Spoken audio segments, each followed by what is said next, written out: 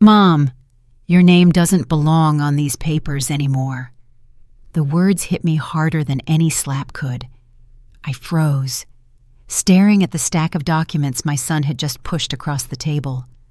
My name, my very identity, had been scratched out in thick black ink, replaced with his and his wife's. The company that my late husband and I had built from nothing was no longer mine. I felt my chest tighten as if all the air had been sucked out of the room. My hands trembled when I reached for the papers, but before I could pull them closer, Vanessa, my daughter-in-law, slid them out of my reach. Her voice was sharp, almost casual. "It's for the best, Elaine. You're too old to be running things. Marcus and I can handle it from here." Too old. The words pierced me like knives. This wasn't just a business deal, it was my life's work. My blood and sweat poured into every line of those contracts, and now the very people I had sacrificed everything for were erasing me. I looked at my son, searching his face for even a flicker of hesitation, a hint of guilt. But Marcus avoided my eyes, his jaw tight, his hand resting protectively on Vanessa's arm, as if I were some kind of threat. "I trusted you," I whispered, my voice breaking.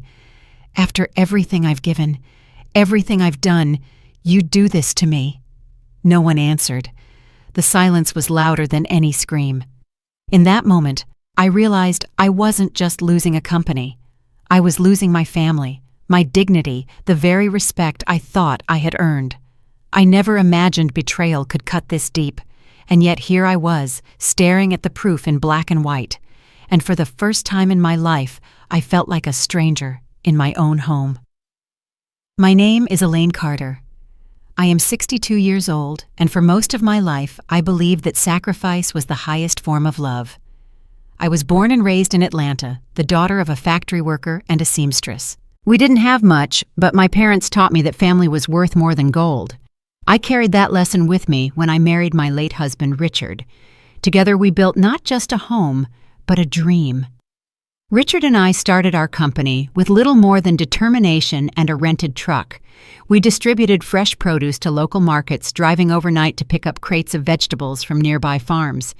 I remember falling asleep on the passenger seat, my hands still stained with dirt from unloading baskets, while Richard hummed gospel tunes to keep himself awake at the wheel. It was hard work, grueling, thankless at times, but it was ours. Slowly we expanded. We rented a small warehouse, hired drivers, and signed contracts with local restaurants. Every penny we made was reinvested, every hour spent building something lasting. When Marcus was born, our world shifted. Suddenly, everything we did wasn't just for survival, it was for him. Richard often said, "One day Marcus will carry this business higher than we ever could." I held on to those words, nurturing them like a promise. We saved every dime for his education, denied ourselves vacations, new clothes, even medical checkups just to ensure he had opportunities we never dreamed of. After Richard died unexpectedly of a heart attack, the weight of the company and the household fell squarely on my shoulders. I was 45 then, with a teenage son and a mountain of responsibilities. Many people told me to sell the business to let it go, but I couldn't. This company was Richard's legacy and Marcus's future. So I worked harder. I woke before sunrise, handled invoices by day, and drove trucks at night when drivers called out sick. Some nights I cried into the steering wheel, wondering if I could carry it all alone. But every time Marcus came home with a new grade card, every time he smiled at me with that spark in his eyes, I found strength. I watched him grow into a tall, intelligent young man. He went to college, the first in our family to ever do so. I remember sitting in the auditorium on his graduation day, tears streaming down my face as I clapped until my palms burned. I thought to myself, this is it. All the sacrifices, all the sleepless nights, it was worth it. When Marcus married Vanessa, I welcomed her with open arms. She was polished, confident, and ambitious. At first, I admired her energy. She spoke about expanding the company, reaching new markets, rebranding with modern strategies. It sounded exciting, and I believed she would be a partner not just to Marcus, but to me. After all, hadn't I given everything? Didn't I deserve a place at the table I helped build? But over time, subtle things began to change. Vanessa spoke to me with a sharpness that stung, often dismissing my ideas as old-fashioned. Marcus, once warm and affectionate, began echoing her words. The dinners we used to share turned cold conversations reduced to polite nods. I told myself it was normal. They were young, ambitious, busy building their life together. Yet I couldn't ignore the unease growing inside me. Still, I never stopped loving them. I told myself that a mother's role was to endure, to support even if unacknowledged. I stayed quiet when my opinions were brushed aside, when my contributions were minimized. I convinced myself that patience would heal the distance. Because wasn't that what family was about? Forgiveness, understanding, unconditional love. I had no idea that the very people I loved most were already plotting to erase me from the life I had bled for. The distance between us grew slowly like a crack in a wall that spreads unnoticed until the structure begins to crumble. At first, it was the little things, Marcus forgetting to call when he said he would, Vanessa speaking over me in meetings, their whispered conversations that ended abruptly when I entered the room. I tried to ignore it, convincing myself I was being paranoid. But deep down I knew something was shifting, and not in my favor. I still went to the office every morning, dressed neatly in my blazer and skirt hair pinned the way Richard always liked. But now the receptionist hesitated before greeting me. New employees barely recognized my role, often mistaking me for a visitor. When I spoke up during strategy sessions, Vanessa would lean back in her chair, a smirk curling at her lips before cutting me off. "Elaine, things are different now. You wouldn't understand these new methods." The sting of humiliation burned through me each time.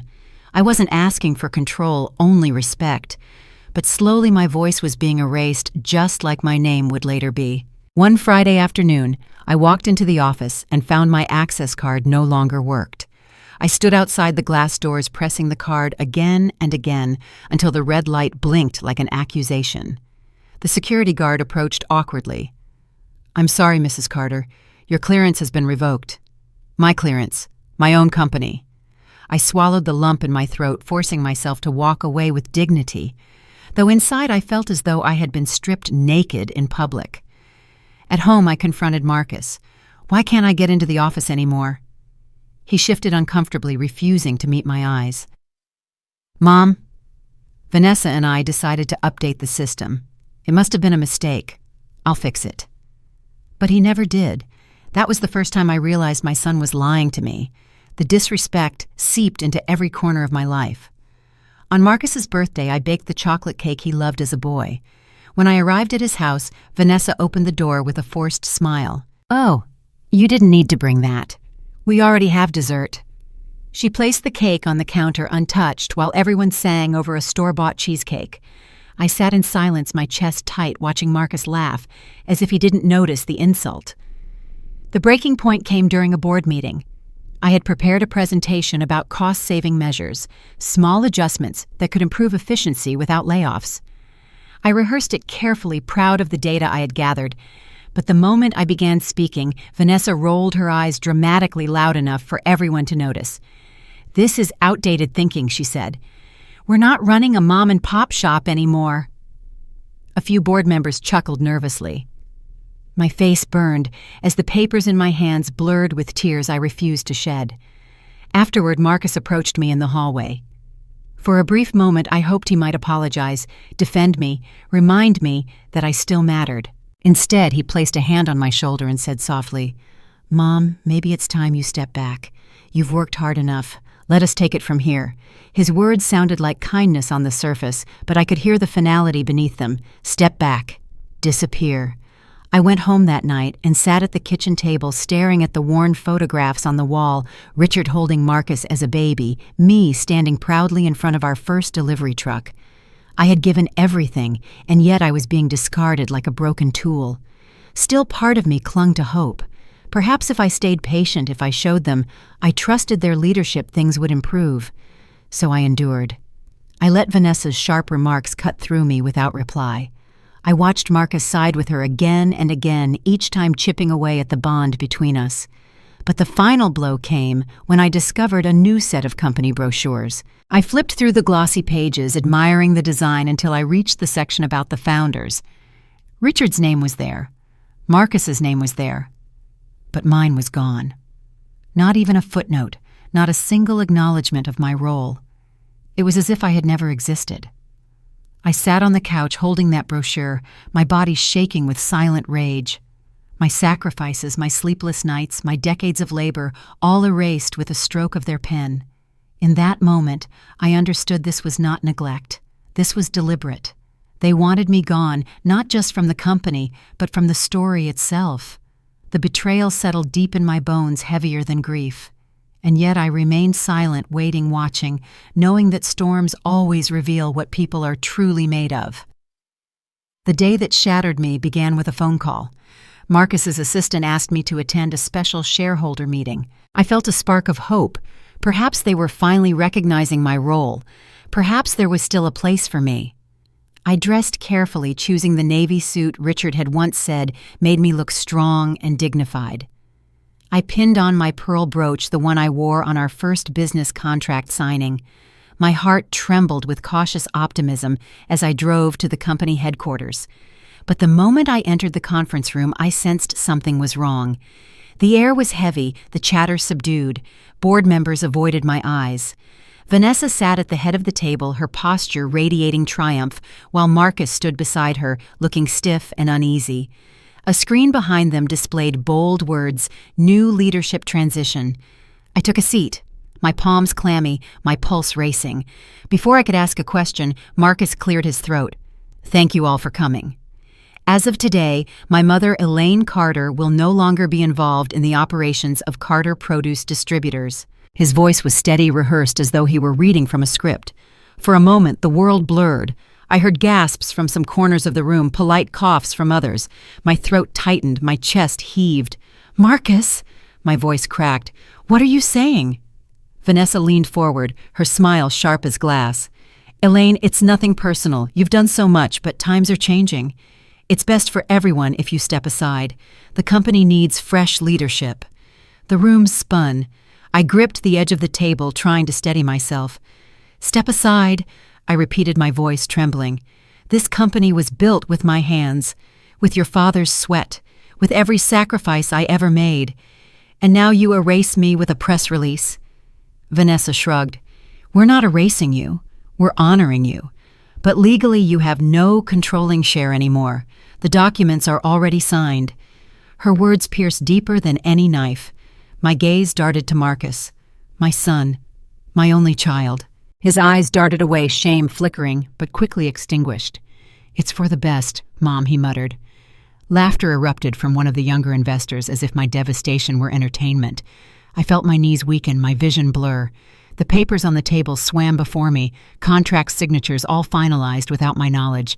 My hands trembled so violently I had to clutch them together to keep from collapsing. I whispered more to myself than to anyone else. After everything I gave you." But no one moved to comfort me. No one spoke in my defense. The silence was suffocating. Tears stung my eyes, but I refused to let them fall in front of Vanessa. I forced myself to stand, though every muscle screamed with humiliation. As I pushed my chair back, its legs scraped loudly against the polished floor, the sound cutting through the tension like a blade. Heads turned, but no one stopped me as I walked out of the room, each step echoing my disgrace. Outside, the sunlight was blinding. I stumbled to my car, fumbling with the keys, my breath ragged. The image of Richard's face flooded my mind. His warm smile, his calloused hands gripping the wheel of our first truck. What would he think of this moment? That the empire we had built together had been stolen by our own flesh and blood. I sat in the driver's seat, my body trembling, and finally let the sobs escape. I cried not just for myself, but for the years wasted, the love betrayed, the legacy tainted.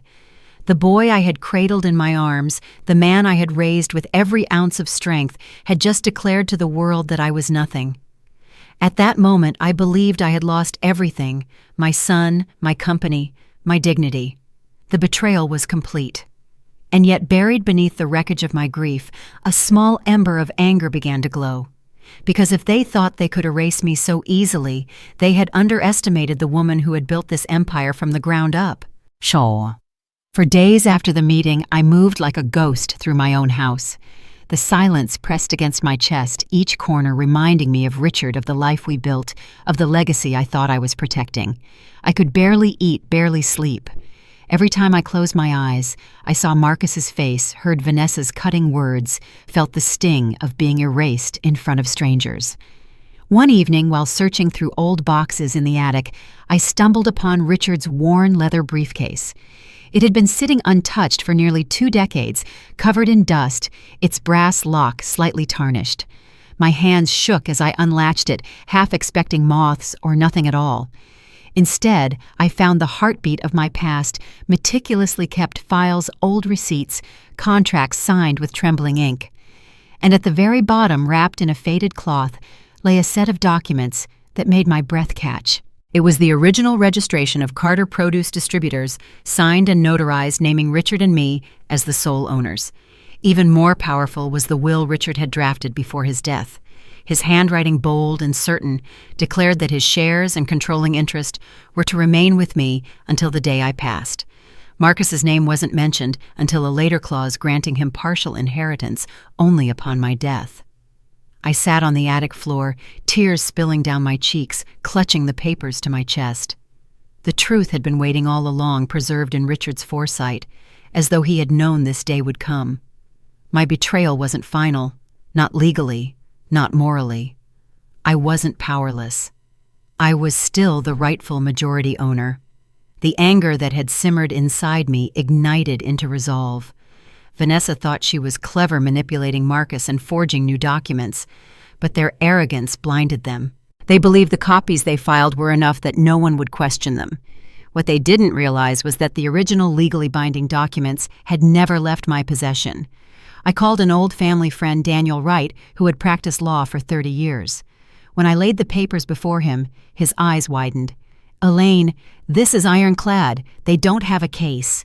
These documents supersede anything they've tried to file. They've been playing with shadows while you've been holding the sun." Relief and determination coursed through me like electricity.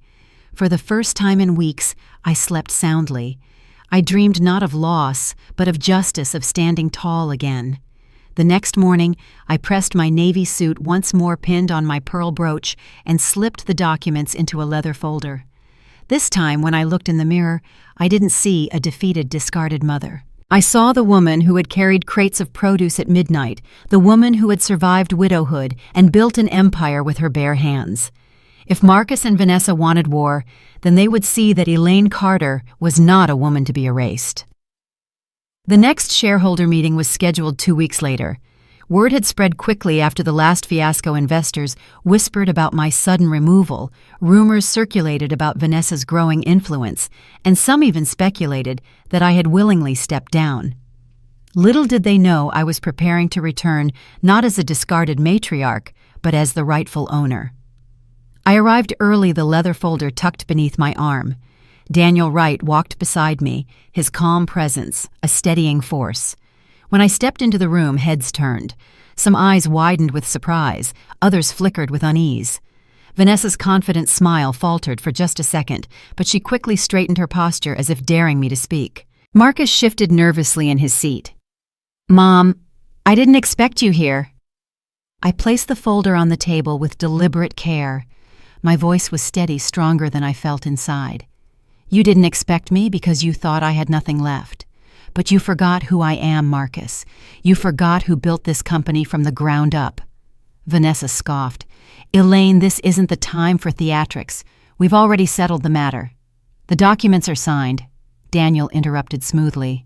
"Documents filed illegally carry no weight. What matters are these."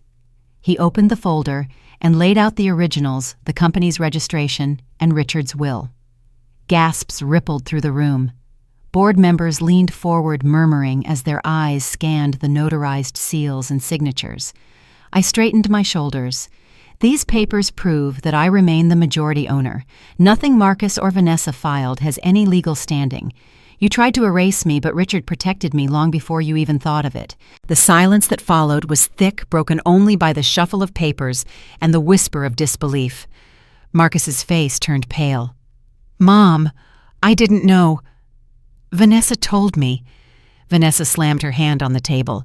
"This doesn't change anything. We're the ones running the company now. You can't just walk back in and, 'Yes, I can.' I cut her off." My voice ringing through the room. "And I will. You both betrayed me, betrayed Richard's memory, and betrayed the values this company was built on. You thought I was weak. You thought I was too old, too tired. But you forgot I built this empire with my hands while you were still children." The board members nodded, some even clapping softly. Daniel leaned in. "Mrs. Carter, would you like to call for a vote of confidence?" I nodded. "Yes. Effective immediately, I am resuming my role as president and majority shareholder. Vanessa Carter will be removed from all positions of authority. Marcus Carter will retain a minor role if he chooses to earn back the trust he has lost." The vote passed swiftly, unanimously. Vanessa's face twisted with fury, her carefully crafted image crumbling. She stood abruptly, gathering her purse, her heels clicking furiously against the floor as she stormed out. Marcus remained seated, his shoulders slumped, eyes fixed on the table. "Mom, His voice cracked. "I let her convince me. I thought I was protecting the company. I didn't realize what I was doing to you." For a moment I saw the boy he once was, the boy who clung to my leg on the first day of school, who cried when his father died, who once promised me he would make me proud. My heart ached, torn between anger and love. "You broke my trust, Marcus," I said quietly. "And trust is harder to rebuild than any business. But you are my son. The choice is yours now, whether you'll stand with me or whether you'll follow her out that door." Tears welled in his eyes. He whispered, "I'll stay."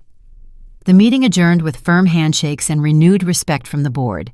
As I walked out, the weight on my shoulders felt lighter than it had in years. I had faced betrayal and humiliation, but I had reclaimed not only my company, but my dignity. Outside, the sun was setting, casting golden light over the city skyline. For the first time in weeks, I breathed deeply, letting the air fill me with hope. I wasn't just Elaine, the forgotten widow, the erased founder. I was Elaine Carter, businesswoman, mother, survivor. And though the scars of betrayal would never fully fade, I knew one truth above all: no one could erase me, unless I allowed it. When I returned home that evening, I sat quietly at the kitchen table, the same spot where I had once cried over being erased. This time, though, my tears were gone. In their place was a calm certainty. I had survived humiliation, betrayal, and heartbreak. And still, I was standing. Looking back, I realized my greatest mistake was believing that love alone would protect me. I gave everything to my son, never once thinking I needed to guard myself. I thought family meant unconditional loyalty. But I learned the hardest truth sometimes: family can be the very people who wound us deepest. Richard had understood that when he wrote his will. He had left me the tools not just to survive, but to defend myself. And by holding on to those papers, I held on to my dignity. To those listening, I share this: love your children, but never forget your own worth. Build, give, sacrifice, but also protect, because greed can twist hearts and entitlement can blind those we love. I still love Marcus. That will never change. But love no longer blinds me. I've learned that forgiveness can exist alongside boundaries, and that respect is something we must demand when it is denied. So I stand taller now, not as a victim, but as a reminder: truth and resilience will always outlast betrayal.